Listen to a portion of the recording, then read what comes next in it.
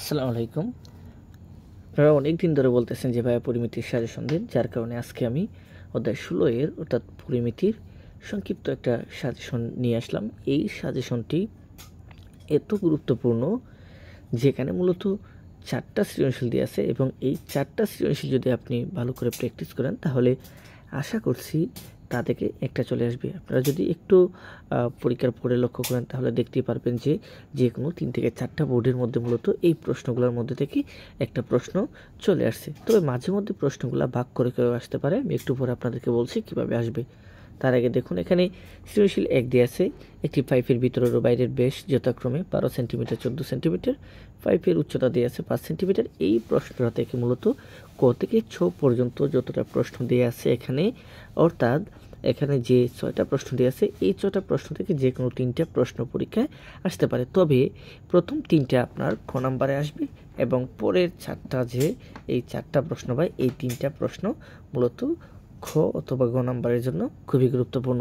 তারপর সৃজনশীল 2 দেখুন, একটু সমবাহু ত্রিভুজের প্রতিটি বাহুর দৈর্ঘ্য 1 মিটার বাড়ালে এর ক্ষেত্রফল 4√3 বর্গমিটার বেড়ে যায়। এখানে কিন্তু বাড়ানোর কথা বললে আপনাদের বাহুটাকে যোগ করতে হবে, কমানোর কথা বললে মাইনাস করতে হবে। এক্ষেত্রে প্রথম প্রশ্নটা এইরকম আসতে পারে, ত্রিভুজের ক্ষেত্রফলের সূত্র এবং ত্রিভুজটা আঁকার জন্য পরে এইরকম আসতে পারে বাহুর দৈর্ঘ্য নির্ণয় করার জন্য এবং তা থেকে ক্ষেত্রফল, অর্থাৎ খ আর গ নাম্বার প্রশ্নটা এক হয়ে আসবে এবং ঘ নাম্বার প্রশ্নটা এরকম হতে পারে, ত্রিভুজটির বাহুর দৈর্ঘ্য কত মিটার বাড়ালে ক্ষেত্রফল 7√3 অথবা এখানে যে কোনো মান দিয়ে দিতে পারে। আচ্ছা, এখানে মূল কথা হলো এই প্রশ্নগুলো আবার কিন্তু ভাগ করে করে আসতে পারে। আমরা রোমান সংখ্যা চিনি না, ওই রোমান সংখ্যা দিয়ে অর্থাৎ 1 2 দিয়ে এখানে যতগুলা সৃজনশীল আছে ওই সৃজনশীল থেকে যে কোনো একটা অংশ নিয়ে আপনাকে আলাদা আলাদা করে বলতে পারে। ঠিক আছে, তাহলে এগুলো খুবই ভালো করে প্র্যাকটিস করুন এবং তারপরের অংশটুকু দেখুন। পরে বলা আছে একটি বৃত্তের ব্যাস 340 সেন্টিমিটার, যেখান থেকে আপনাকে ক থেকে গ এ 3টা প্রশ্ন দিয়ে আছে। এই 3টা প্রশ্নের টাইপে প্রশ্ন পরীক্ষায় আসতে পারে। তবে কোনো কোনো ক্ষেত্রে আপনারা দেখবেন যে ওই যে আমি বললাম না রোমান সংখ্যা দিয়ে দেয়, এক্ষেত্রে কিন্তু রোমান সংখ্যা দিয়ে একটা প্রশ্ন দিয়ে দিতে পারে এবং তা থেকে আপনাকে একটা অংশ বের করার কথা বলতে পারে। অর্থাৎ যেটা সবচেয়ে বেশি গুরুত্বপূর্ণ তা হলো বৃত্তে অন্তর্লিখিত বর্গক্ষেত্রে বাহুর দৈর্ঘ্য নির্ণয় করা। তারপর দেখুন, এখানে সৃজনশীল 4 দিয়ে আছে একটা ট্রাপিজিয়ামের সমান্তরাল বাহুর দৈর্ঘ্য 92 সেন্টিমিটার ও 91 সেন্টিমিটার। তারপর দিয়ে আছে একটি সমন্তরিকের বাহুর দৈর্ঘ্য যথাক্রমে 30 সেন্টিমিটার ও 26 সেন্টিমিটার।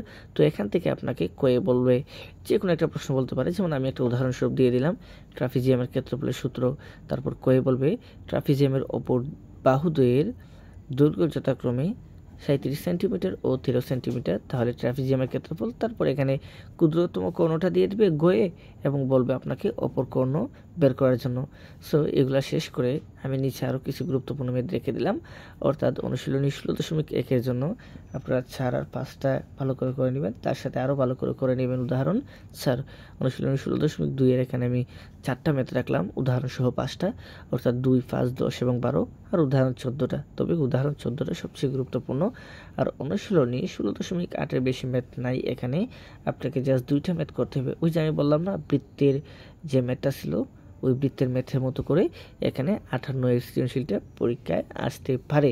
তারপর অনুশীলনী 16.4 এর 12, 17 এবং 21টা খুবই ভালো করে নেবেন। তবে এখানে সবচেয়ে বেশি গুরুত্বপূর্ণ 17, আর এই 17 নাম্বার ম্যাথটাই মূলত পাইপের যে ম্যাথটা ওই ম্যাথটা।